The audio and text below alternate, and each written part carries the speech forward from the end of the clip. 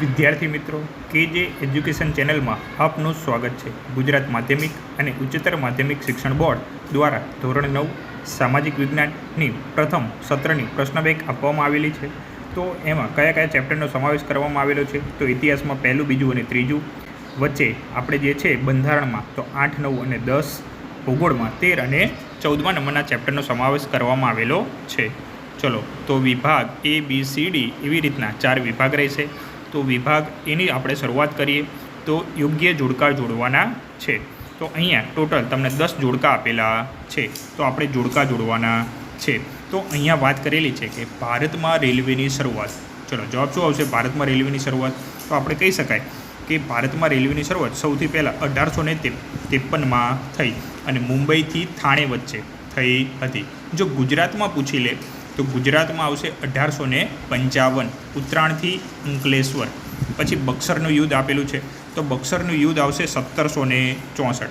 આપણે કહી શકાય કે 2 યુદ્ધ થયા, એક પ્લાસીની યુદ્ધ આવશે, પ્લાસીની યુદ્ધ પૂછી લે તો 1757। પ્લાસીના યુદ્ધમાં શું આવશે?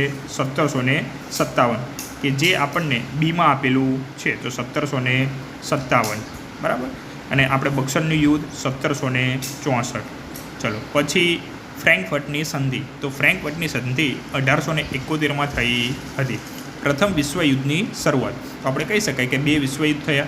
જે પ્રથમ વિશ્વયુદ્ધ છે એ 1914 આજુબાજુ શરૂ થયું હતું, અને જ્યારે બીજું વિશ્વયુદ્ધ છે એ 1939 આજુબાજુ શરૂઆત થઈ હતી।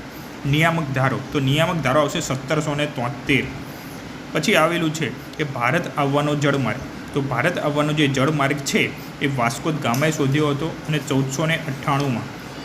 રાષ્ટ્રસંઘની સ્થાપના તો 1920 આવશે, અને લોહિયાળ રવિવાર તો આવશે 1905। લોહિયાળ રવિવારમાં 1905 આવશે। તો આવી રીતના આના જવાબ થશે બરાબર, તો તમે જોઈ લેજો। બીજું એક રહી ગયું કે રશિયાની બોલ્શેવિક ક્રાંતિ, તો એ આવશે 1917। તો આ જવાબ છે। ચલો હવે 1-2 શબ્દમાં આપણે જવાબ આપવાના છે। તો પહેલો પ્રશ્ન આપેલો છે, ભારતની મધ્યમાંથી કયું વૃત્ત પસાર થાય છે? તો કહી શકાય કે કર્કવૃત્ત, ભારતની મધ્યમાંથી કર્કવૃત્ત પસાર થાય છે, અને આ જ કર્કવૃત્ત ગુજરાતમાંથી પણ પસાર થાય છે, અને ભારતના ટોટલ 8 રાજ્યમાંથી કર્કવૃત્ત પસાર થાય છે। તો આ જોઈ લેજો। બીજો પ્રશ્ન, મૂળભૂત અધિકાર દિવસ ક્યારે ઉજવવામાં આવે છે? તો આપણી બુકમાં આપેલું જ છે કે 10મી ડિસેમ્બરના દિવસે મૂળભૂત અધિકાર દિવસ ઉજવવામાં આવે છે। તેમજ એક આપેલું છે મૂળભૂત ફરજ દિવસ, જો ફરજ દિવસ પૂછી લે તો 6 જાન્યુઆરી આવશે। ત્રીજું, ભારત ઉત્તરથી દક્ષિણ સુધી કેટલા કિલોમીટર લંબાઈ ધરાવે છે? તો આપણે કહી શકાય કે ઉત્તરથી દક્ષિણ સુધી એટલે કે જમ્મુ કાશ્મીર છે, નીચે તમિલનાડુ 3214 કિલોમીટર લંબાઈ ધરાવે છે। ચોથું, ભારતની પ્રમાણ સમયરેખા કુલ કેટલા રાજ્યોમાંથી પસાર થાય છે? અહીંયા પૂછેલું છે પ્રમાણ સમયરેખા બરાબર, કે જેથી આપણે એનો સમય નક્કી કરીએ છીએ। તો 5 રાજ્ય આવશે। કેટલા રાજ્ય આવશે? 5।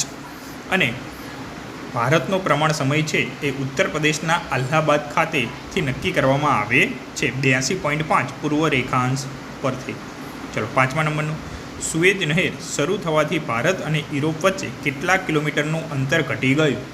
તો જવાબ આવશે 7000 કિલોમીટર। છઠ્ઠું, ભારત વિશ્વના ભૂમિભાગ ક્ષેત્રના કેટલા ટકા ક્ષેત્ર ધરાવે છે? તો ભારત 2.42% ક્ષેત્ર ધરાવે છે। 7મા નંબરનો પ્રશ્ન, ડૉક્ટર બાબા સાહેબ આંબેડકરને કયા હકને બંધારણનો આત્મા સમાન ગણાવ્યો છે? તો ડૉક્ટર બાબા સાહેબ આંબેડકરે બંધારણીય ઇલાજના હકને, કયા હકને? બંધારણીય ઇલાજના હકને બંધારણના આત્મા સમાન ગણાવ્યો છે। તો આ 1 માર્ક્સમાં પ્રશ્ન હતા।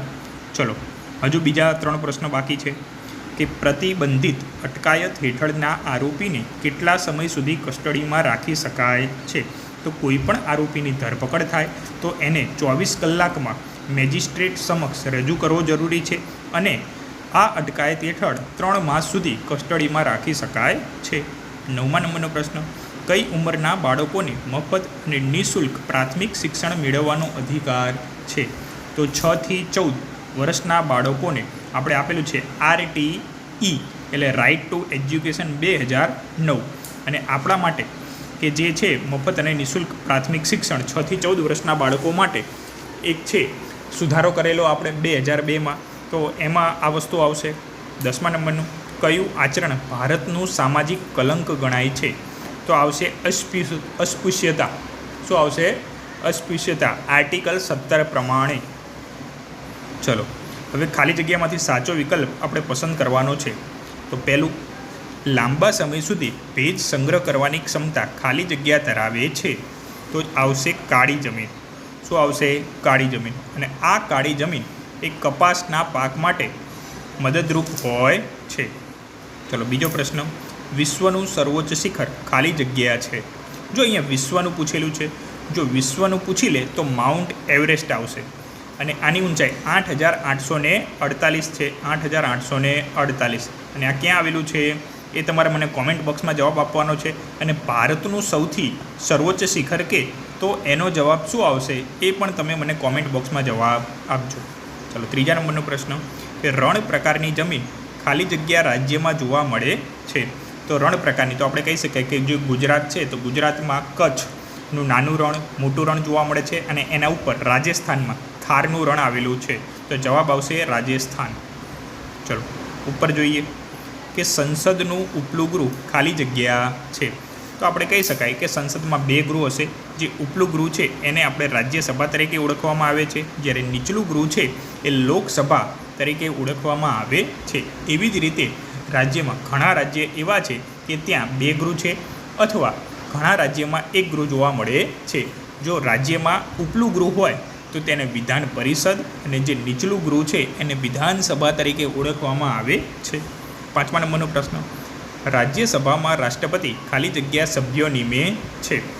તો રાજ્યસભામાં ટોટલ 250 સભ્ય હશે. એમાંથી 238 એ ચૂંટણી દ્વારા આવશે, જ્યારે 12 એ રાષ્ટ્રપતિ દ્વારા હોય છે. રાષ્ટ્રપતિ દ્વારા નિમણૂક કરવામાં આવે છે. કલા, સાહિત્ય, વિજ્ઞાન, રમતગમત, સમાજ સેવા દ્વારા એમની નિમણૂક કરવામાં આવે છે. ચલો હવે સાચા વિકલ્પમાંથી આપણે પસંદ કરવાના છે. પહેલો પ્રશ્ન, ભારતની બંધારણ સભામાં કુલ કેટલા સભ્ય હતા? ચલો સાચો જવાબ શું આવશે? કે બંધારણ સભામાં 389 સભ્ય હતા. ચલો બીજો પ્રશ્ન, ભારતીય બંધારણ સભાના અધ્યક્ષ કોણ હતા? ગાંધીજી, ડૉક્ટર બાબા સાહેબ આંબેડકર, રાજેન્દ્ર પ્રસાદ કે સરદાર વલ્લભભાઈ પટેલ? તો બંધારણ સભાના અધ્યક્ષ ડૉક્ટર બાબા સાહેબ આંબેડકર હતા.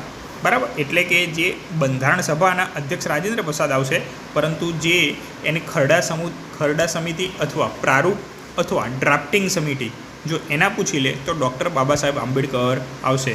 અને બંધારણ સભાના પૂછી લે તો રાજેન્દ્ર પ્રસાદ આવશે. અને આપણા દેશના પ્રથમ રાષ્ટ્રપતિ પણ રાજેન્દ્ર પ્રસાદ આવશે. ત્રીજા નંબરનો પ્રશ્ન, વૈશ્વિક મહામંદી ક્યારે આવી હતી? ચલો સાચો જવાબ શું આવશે? તો જવાબ આવશે 1929. ચલો ચોથા નંબરનો પ્રશ્ન, અમેરિકાએ કયા દેશ પર અણુ બોમ્બ ફેંક્યા હતા? તો અમેરિકાએ બીજા વિશ્વયુદ્ધ દરમિયાન જાપાનના 2 શહેર હિરોશીમા અને નાગાસાકી ઉપર અણુ બોમ્બ ફેંક્યા હતા. તો જવાબ આવશે જાપાન. ચલો આગળનો જોઈએ. 5મા નંબરનો પ્રશ્ન, કે નીચેનામાંથી કયું એક અંગ સંયુક્ત રાષ્ટ્રનું નથી?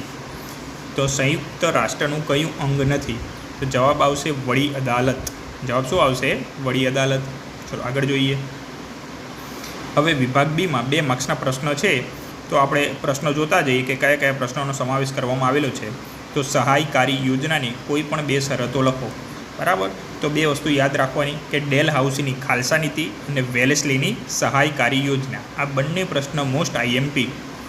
ડેલ હાઉસીએ કયા કયા સુધારાવાદી કાર્યો કર્યા? પછી ત્રીજા નંબરનું, મને ઓળખો, કંપનીનો રાજ્ય વિસ્તાર વધારવા જીત જપ્તી અને ખાલસા નીતિ અપનાવી. તો કોણ આવશે? ડેલ હાઉસી. એમાં જવાબ શું આવશે? ડેલ હાઉસી. બીજું, મૈસૂરના વાઘ તરીકે ઓળખાવ છું. તો મૈસૂરના વાઘ તરીકે આપણે ટીપુ સુલતાનને ઓળખીએ છીએ. પછી સંકલ્પના આપવાની છે બ્લેક હેન્ડ અને સંસ્થાનવાદ. ચલો 5મા નંબરનો પ્રશ્ન, પ્રથમ વિશ્વયુદ્ધના પરિબળોના નામ લખો. અહીંયા ફક્ત પ્રશ્ન 2 માર્ક્સમાં પૂછાયેલો છે, એટલે ખાલી તમારે પરિબળોના નામ લખવાના થશે. પછી એક ચિત્ર આપેલું છે તો કઈ સંસ્થાનું છે તેનું વડું મથક શું છે તે તમારે જણાવવાનું છે, બરાબર. પછી 7મા નંબરનો પ્રશ્ન વર્સેલ્સની સંધિ આવશે. પછી 8મા નંબરનો પ્રશ્ન ILO ઇન્ટરનેશનલ લેબર ઓર્ગેનાઇઝેશન અને યુનેસ્કોનું પૂરું નામ લખવાનું છે. 9મા નંબરનો પ્રશ્ન સંયુક્ત રાષ્ટ્રના અંગોના નામ લખો. 10મો બંધારણનો અર્થ આપો. 11મો આમુખ બંધારણનું પ્રારંભિક હાર્દરૂપ અને વિશિષ્ટ સ્થાન ધરાવતું તત્વ છે, સમજાવો. 12મા નંબરનો પ્રશ્ન લોકશાહી અને બિનસાંપ્રદાયિકતાનો માત્ર અર્થ જણાવો. ખાલી તમારે અર્થ કહેવાનો છે. તે ભારત બિનસાંપ્રદાયિક દેશ છે, એટલે કે ભારતને કોઈ પણ પ્રકારનો ધર્મ છે નહીં. 13મા નંબરનો પ્રશ્ન કેન્દ્રીય યાદીમાં કુલ કેટલા વિષયો છે, તે પૈકી કયા મહત્ત્વના વિષયોના નામ લખો. કે જે સંરક્ષણ છે, બેન્કિંગ છે, બરાબર. સંરક્ષણ એટલે આપણે જે આર્મી છે એ બધું જ ઇન્ડિયન આવે. પછી રેલવે છે, બરાબર. તો આ બધા કેન્દ્રીય યાદીના વિષયો કહેવાય. 14મા નંબરનો પ્રશ્ન પારિભાષિક શબ્દ લખો. બેવડું નાગરિકત્વ અને શેષ સત્તા. ચલો. 15મા નંબરનો પ્રશ્ન સરકારના મુખ્ય અંગો કેટલા છે, કયા કયા. સંસદ સભ્યની લાયકાતો જણાવો. રાષ્ટ્રપતિ બનવા માટેની લાયકાતો જણાવો. લોકસભા દેશનું ચાવીરૂપ પ્રજાકીય સંસ્થા છે. મહાભિયોગની કાર્યવાહી શું છે. ભૂસ્તરીય પ્લેટોના નામ લખો. રેગોલિથ એટલે શું, ખદર એટલે શું, બાંગર એટલે શું, બરાબર. કે જૂના કાપની જમીન અને જે નવા કાપની કે નદીના જે નવા કાપની જે જમીન હોય એને શું કહેવામાં આવે, એ બધી વસ્તુઓ આપણે છે. ચલો. પછી 3 માર્ક્સમાં પ્રશ્નો આપેલા છે કે પ્લાસીનું યુદ્ધ, મોસ્ટ IMP પ્રશ્ન પ્લાસીનું યુદ્ધ. બીજું કે કંપની શાસનની ભારત ઉપર થયેલી આર્થિક અસરો અને સામાજિક અસરો, એ પણ IMP મોસ્ટ. પ્રથમ વિશ્વયુદ્ધના પરિણામો, રાષ્ટ્રસંઘના ઉદ્દેશો, WHO FAO, WHO એટલે વર્લ્ડ હેલ્થ ઓર્ગેનાઇઝેશન, બરાબર. તો આનો જે સ્થાપના દિવસ છે 7 એપ્રિલ આવશે અને આનું જે વડું મથક છે એ સ્વિટ્ઝરલેન્ડના જીનીવા ખાતે આવેલું છે, બરાબર. FAO, બરાબર. તો આનું જે વડું મથક છે એ ઇટાલીના રોમ ખાતે આવેલું છે. પછી એક ચિત્ર આપેલું છે, એ ચિત્રને આધારે કહેવાનું છે. તો આ જે ચિત્ર છે એ વિટો પાવરનું આપેલું છે, બરાબર. તો વિટો પાવર કયા દેશે સૌથી વધારે વાપર્યો એ છે, તો સૌથી વધારે સોવિયત યુનિયન સંઘ એટલે કે રશિયાએ વાપરેલો છે. વિટો પાવર ધરાવતી આપેલું છે. એક રશિયા આવશે, પછી અમેરિકા આવશે, બ્રિટન આવશે, ફ્રાન્સ આવશે અને ચીન આવશે. પછીના પ્રશ્ન પછાત વર્ગો અને આદિજાતિઓ માટેની બંધારણીય જોગવાઈ વિશે લખો. લોકસભાના સ્પીકર કે અધ્યક્ષ ગૃહની મર્યાદાના રક્ષક છે, સમજાવો. પંચાયતી રાજ્યનું ત્રિસ્તરીય માળખું જણાવો. તો સૌથી નીચે આપણે કહી શકાય કે ગ્રામ પંચાયત હોય, એના ઉપર તાલુકા પંચાયત હશે અને એના ઉપર જિલ્લા પંચાયત જોવા મળે છે. 11મા નંબરનો પ્રશ્ન ભારત સ્થાન, કદ અને વિસ્તાર વિશે નોંધ લખો. 12મું પૃથ્વીની રચના વિશે વિસ્તૃત માહિતી આપો. 13મું માળવાનો ઉચ્ચ પ્રદેશ વિશે ટૂંક નોંધ લખો. 14મું ખડક એટલે શું, ખડકના 3 પ્રકારો જણાવો. 15મું ભારતમાં આવેલી જમીનોના પ્રકાર લખો. પછી વિભાગ ડી પારિભાષિક શબ્દ તમારે લખવાના છે. અપસારી, અભિસરણ, કર્કવૃત્ત અને પ્રમાણ સમય.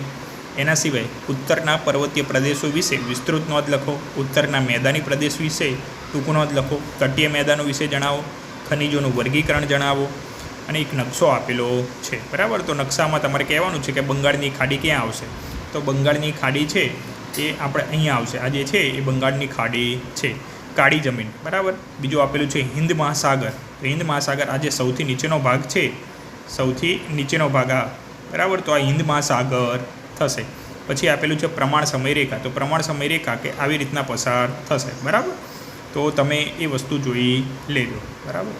તો વિદ્યાર્થી મિત્રો, ફરીથી આવા વિડીયો સાથે મળીશું. જો વિડીયો તમને સારો લાગે તો આ ચેનલને લાઇક કરજો, શેર કરજો, સબસ્ક્રાઈબ કરજો.